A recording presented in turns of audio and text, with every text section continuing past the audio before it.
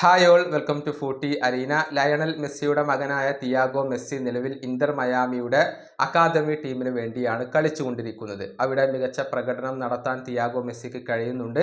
എന്നാൽ കഴിഞ്ഞ ദിവസങ്ങളിലായിക്കൊണ്ട് സോഷ്യൽ മീഡിയയിൽ ഒരു പോസ്റ്റർ വളരെ വ്യാപകമായിക്കൊണ്ട് പ്രചരിച്ചിരുന്നു. അതായത് ഇന്റർ മയാമിയുടെ അണ്ടർ 13 ടീമിന് വേണ്ടി തിയാഗോ മെസ്സി ഒരു മത്സരത്തിൽ 11 ഗോളുകൾ നേടി എന്നുള്ള ഒരു പോസ്റ്റർ ആയിരുന്നു ഇറങ്ങിയിരുന്നത്.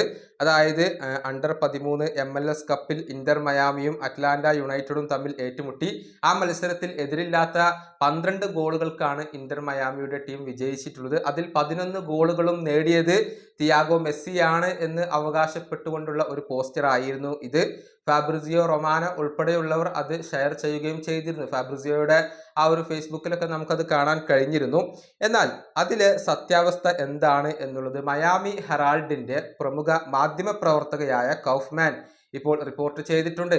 അങ്ങനെയൊരു മത്സരം നടന്നിട്ടില്ല എന്നാണ് അവരിപ്പോൾ പറഞ്ഞിട്ടുള്ളത്. അത് ഒരിക്കലും സംഭവിച്ചിട്ടില്ല.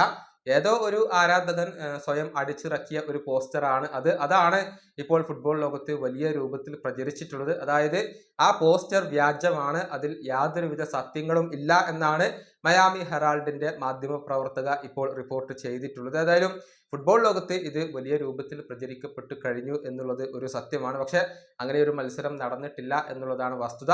ഏതായാലും തിയാഗോ മെസ്സി ഇപ്പോൾ ഇന്റർ മയാമിയുടെ യൂത്ത് ടീമിന് വേണ്ടി മികച്ച പ്രകടനം നടത്തുന്നുണ്ട്. ഈ വീഡിയോ അവസാനിപ്പിക്കുന്നു. അടുത്ത വീഡിയോയുമായി വീണ്ടും കാണാം.